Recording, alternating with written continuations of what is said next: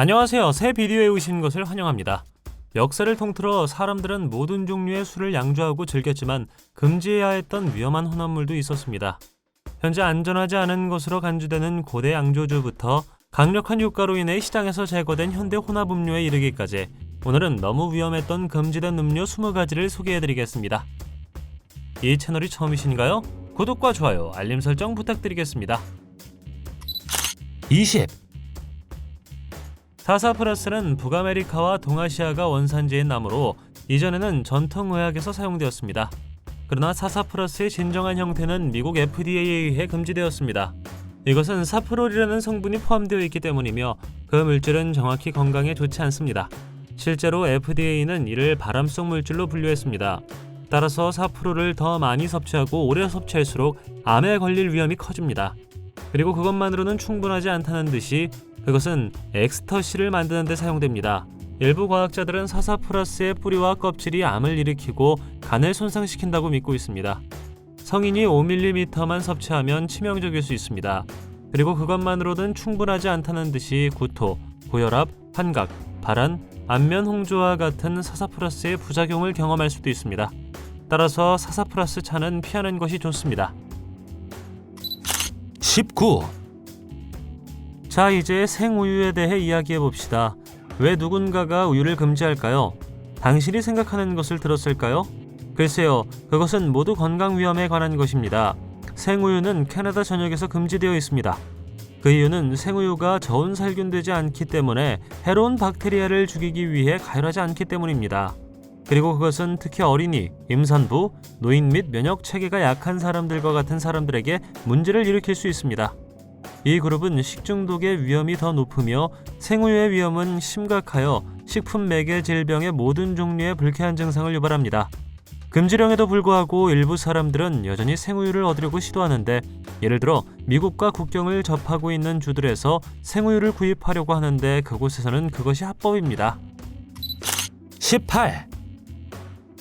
게토레이, 축구장과 육상 경기에서 분명히 알 수 있는 생생한 색상과 풍미의 스포츠 음료입니다. 모든 연령대의 운동선수를 위한 갈증 해소제이며 자판기에서 쉽게 점수를 매길 수 있습니다. 하지만 게토레이가 약간의 변화를 겪어야 했던 시기가 있었다는 사실을 알고 계셨나요? 2013년 게토레이는 브로마 식물성 기름이라는 물질 때문에 유럽 시장에 맞게 레시피를 조정해야 했습니다. 그들은 BVO를 사용하여 게토레이의 유명한 다양한 색상과 맛을 혼합했습니다. BVO는 신경계의 다양한 문제, 피부 자극, 두근거리는 두통, 협음력 문제, 건망증 및 피로와 관련이 있을 수 있습니다. 그래서 유럽연합은 BVO를 완전히 금지했습니다. 일본도 이 특정 성분에 대해 아니오라고 말했습니다. 그리고 지금까지도 게토레이는 노르웨이와 오스트리아에서 환영받지 못하고 있습니다. 이는 음료에 여전히 옐로우5와 6 같은 복잡한 이름의 착색료가 포함되어 있어 건강에 상당한 위험을 초래할 수 있기 때문입니다. 17.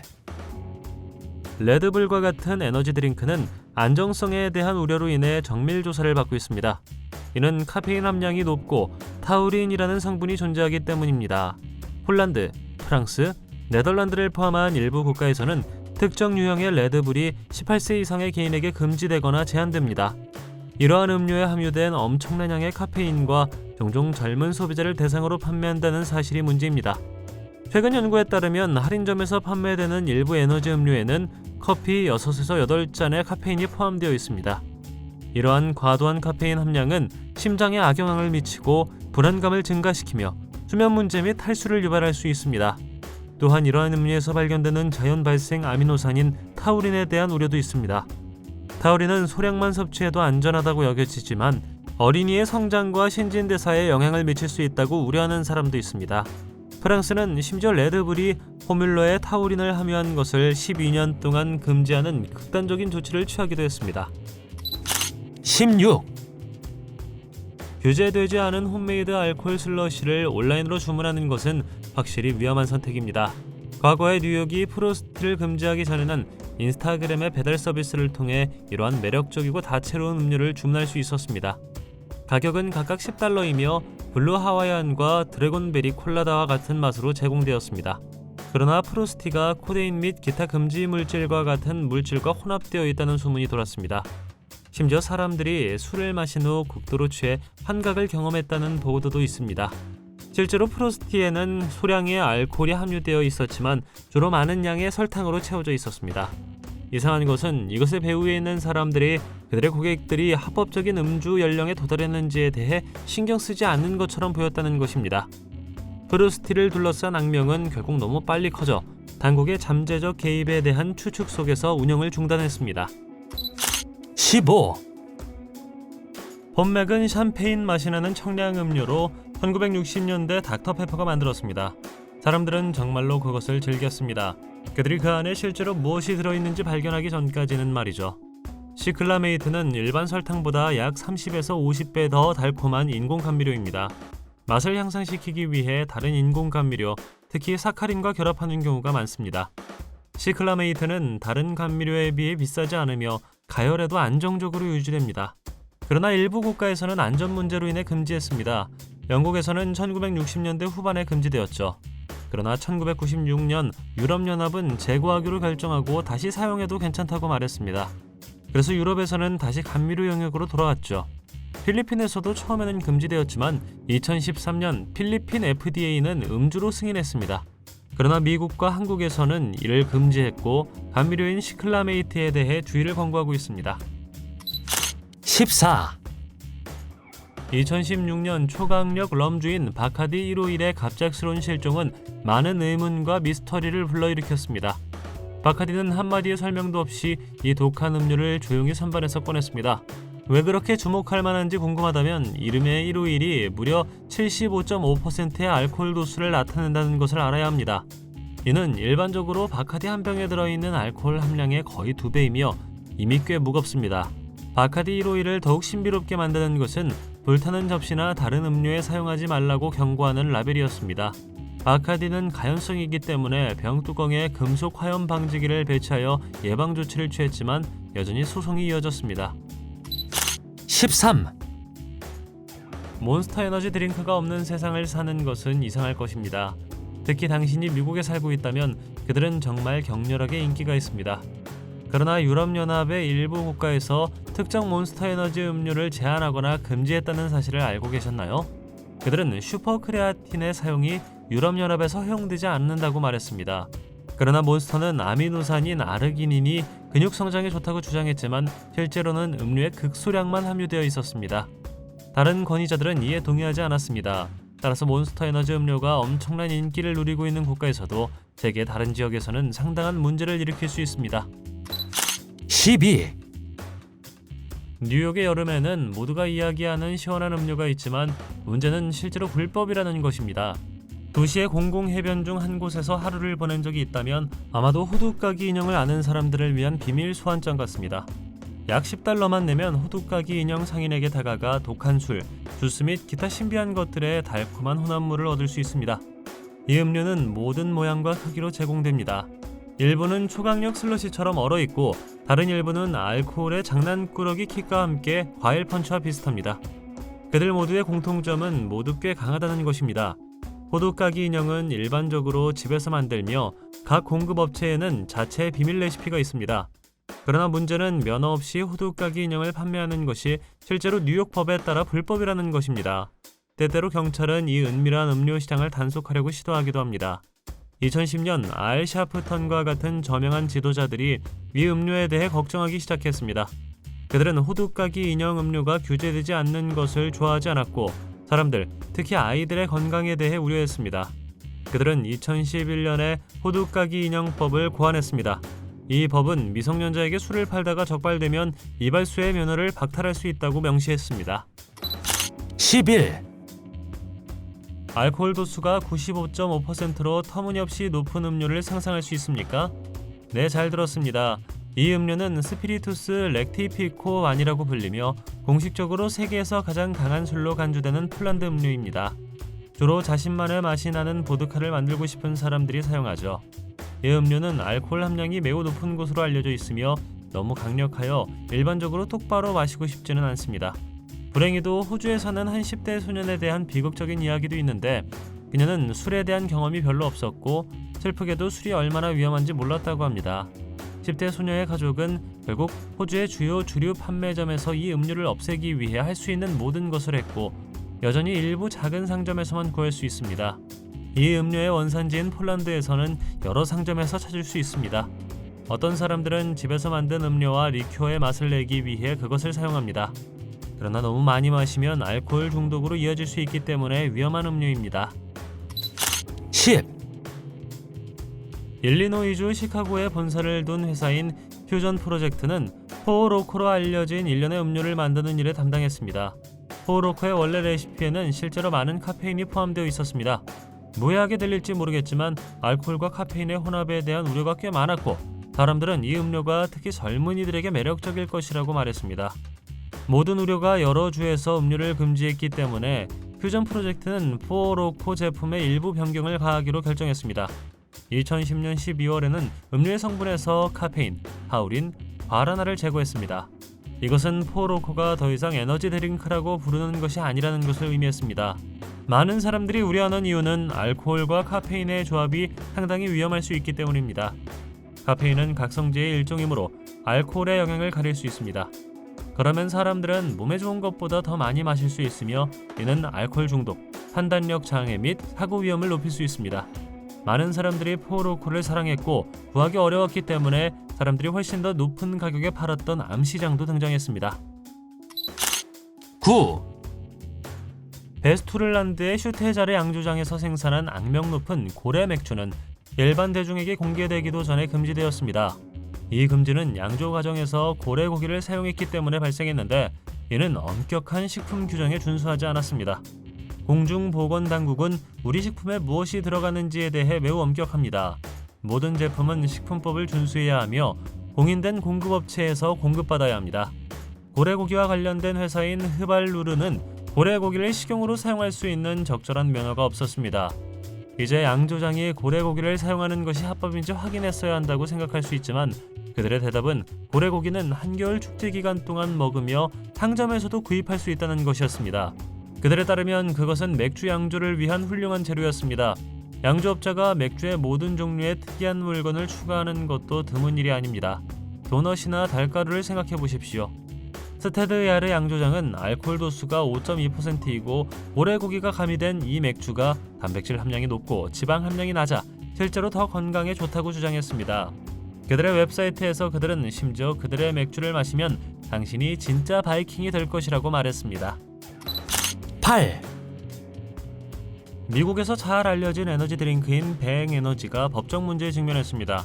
그들은 자기들의 음료가 지적 한계를 역전시키고 신경장애를 치료할 수 있는 일종의 기적의 치료법이라고 광고했습니다. 2018년에는 뱅 에너지가 제품에 슈퍼 크레아틴을 표시하여 허위 광고를 했다고 주장하며 소송을 제기했습니다. 당국은 뱅이 오해의 소지가 있는 방식으로 제품을 판매했다고 주장했습니다. 그해 9월 배심원단은 허위 광고 및 기타 불법 행위 혐의에 대한 손해보상으로 2억 9,300만 달러를 지급하라고 뱅에너지에 승소 판결을 내렸습니다. 이 판결의 결과로 슈퍼크레아틴을 함유한 음료를 계속 홍보하는 것에 대한 영구 금지 명령이 내려졌습니다. 판사는 뱅에너지의 이익과 시장 점유율을 보호하기 위해 이 영구 금지 명령의 중요성을 강조했으며 이는 청구로 인해 부정적인 영향을 받았습니다. 배심원단은 뱅에너지의 성분에 근육 발달을 촉진하기 위해 자주 섭취하는 널리 사용되는 유기농 보충제 크레아틴이 포함되어 있지 않다는 데 동의했습니다. 그러나 배심원단은 뱅에너지가 음료의 이점에 대해 고객을 오도했다고 판단했습니다. 7. 1876년 목시는 코카콜라보다 10년 앞서 미국 최초의 대량 생산된 청량음료로 소개되었습니다. 목시는 매우 인기 있는 음료였지만 대공황 기간 동안 코카콜라가 번성하는 시기에 회사가 광고 노력을 크게 줄이면서 인기를 잃었습니다. 목시가 설탕이 가득한 다른 전통적인 탄산음료와 차별화되는 점은 종종 후천적 맛으로 묘사되는 독특한 풍미 프로필입니다. 인기 있는 탄산음료에서 볼 수 있는 일반적인 맛과 달리 목시는 용담 뿌리를 첨가하여 파생된 독특한 허브 맛과 약간 쓴맛을 제공합니다. 목시의 기원은 자신의 공식을 개발한 어거스틴 박사에 기인할 수 있습니다. 그는 용담 뿌리를 주 재료로 하여 다양한 허브를 직접 양조주에 넣었습니다. 처음에는 원래 조리법에도 사사프라가 포함되어 있었지만 1960년 FDA에 의해 금지되었습니다. 6. 2006년 코카콜라와 펩시는 인도 케랄라에서 살충제가 많이 함유된 청량음료를 판매한 혐의로 기소되었습니다. 이러한 비난에 대응하여 정부는 인도 4개의 주에 있는 정부 운영 학교와 대학에서 두 회사의 청량음료를 금지했습니다. 코카콜라와 펩시는 혐의를 부인하면서 인도에서 생산하고 판매하는 청량음료의 엄격한 국제 기준을 충족한다고 강조했습니다. 이러한 주장에도 불구하고 두 회사의 사무실은 주말 동안 일시적으로 폐쇄되었습니다. 구자라트는 그러한 금지령을 내린 두 번째 주였습니다. 앞서 뉴델리의 한 독립조사기관에서는 코카콜라와 펩시의 샘플에서 인도 표준국이 정한 기준치보다 24배 높은 살충제 농도가 검출됐다고 밝혔습니다. 5가지 정도의 살충제의 조합이 검출되었는데 모두 이러한 음료의 생산에 사용되는 지하수에서 유래한 것으로 보였습니다. 5. 레몬과 라임이 가미된 밝은 색상의 음료를 좋아한다면 밝은 녹색의 갈증 해소제인 마운틴듀가 낯설지 않을 것입니다. 원래는 버번을 곁들인 믹서로 고안되었지만 마운틴듀는 그 자체로 스타가 되었습니다. 마운틴듀가 다른 청량음료와 진정으로 차별화되는 것은 함유된 카페인의 양입니다. 일부 탄산음료는 부드러운 카페인 부스트를 제공할 수 있었지만 마운틴듀 캔은 54mg의 카페인으로 진정한 경종을 울립니다. 마운틴듀는 미국에서 매우 인기가 있지만 일본이나 유럽연합의 일부 국가를 여행한 적이 있다면 마운틴듀가 슈퍼마켓에서 구할 수 없다는 충격적인 발견을 했을 것입니다. 이것은 BVU로 약칭되는 브로마 식물성 기름이라는 성분 때문입니다. 한때 마운틴듀의 오리지널 레시피에 담겨 있어 큰 반향을 일으켰죠. BVO에는 빨간색과 갈색으로 나타나고 흡액제 냄새가 나는 요소인 브롬의 힌트가 포함되어 있습니다. 또한 몸에 축적되어 기억력 문제, 피부 문제 및 신경 문제를 일으킬 수 있습니다. 걱정하지 마십시오. 미국에서는 BVO에 대한 걱정 없이 마운틴듀를 즐길 수 있습니다. 그러나 일부 국가에서는 음료가 자신의 입맛에 비해 너무 거칠다고 합니다. 4. 버크페스트 토닉 와인은 원래 영국의 버크페스트 수도원의 수도사들이 만든 카페인 커피입니다. 요즘에는 다른 곳에서 생산 허가를 받았으며 2017년 3월에 최대 5천만 달러의 매출을 보고하면서 꽤 인기가 있었습니다. 버크페스트가 다른 음료와 차별화되는 점은 놀라울 정도로 높은 카페인 함량으로 각 750ml 병에는 콜라 8캔과 같은 카페인이 포함되어 있습니다. 어떤 사람들은 그것이 일종의 에너지 음료로 작용하여 자제력을 떨어뜨리고 얼마나 많이 섭취했는지에 대한 왜곡된 인식으로 이루어질 수 있다고 말합니다. 버크페스트는 강장제로 판매되지만 스코틀랜드의 북아일랜드 일부 지역에서는 다소 평판이 좋지 않습니다. 사람들은 그것을 나쁜 반사회적 행동과 연관시킵니다. 그것이 판매되는 유리병은 술에 취한 사람들에 의해 무기로 사용되어 쓰레기를 버리는 데 기여한다는 비판을 받기도 했습니다. 2005년에는 스코틀랜드 법무부 장관이 상점에서 판매를 중단할 것을 제안하기까지 했습니다. 3. 중국은 특정 에너지 드링크를 목표로 삼아 금지하기로 결정했는데 이유가 없는 것은 아니었습니다. 우리는 뱅에너지의 레드라인 브랜드에 속한 초강력 에너지 드링크인 레드라인 엑스트림에 대해 이야기하고 있습니다. 이 음료는 보디빌더와 체육관을 열심히 다니는 사람들을 위해 특별히 만들어졌습니다. 그러나 이 에너지 드링크를 특별하게 만드는 것은 약 240ml의 작은 캔에 들어있지만 무려 316mg의 카페인을 함유하고 있다는 것입니다. 다른 에너지 드링크와 비교하면 그 중에서도 헐크와 같습니다. 극도의 효능 때문에 한 번에 반 캔만 마시는 것이 좋습니다. 카페인과 건강 문제에 과도하게 의존하고 싶지 않기 때문입니다. 레드라인 익스트림에는 카페인뿐만 아니라 빈포세틴과 같은 다른 많은 성분도 포함되어 있습니다. 이 음료에 대한 소송도 있었는데 레드라인 캔에 있는 정보가 너무 혼란스럽고 작아서 읽기 어려웠기 때문입니다. 그것은 FDA가 읽을 수 있다고 간주하는 것보다 훨씬 작았습니다. 2. 에버클리어는 알코올 도수가 95%에 달하는 다소 무섭지만 흥미로운 음료입니다. 주류 브랜드 중에서도 록스타라고 할 수 있습니다. 이것이 현재 에버클리어가 미국 11개 주에서 불법인 이유이기도 합니다.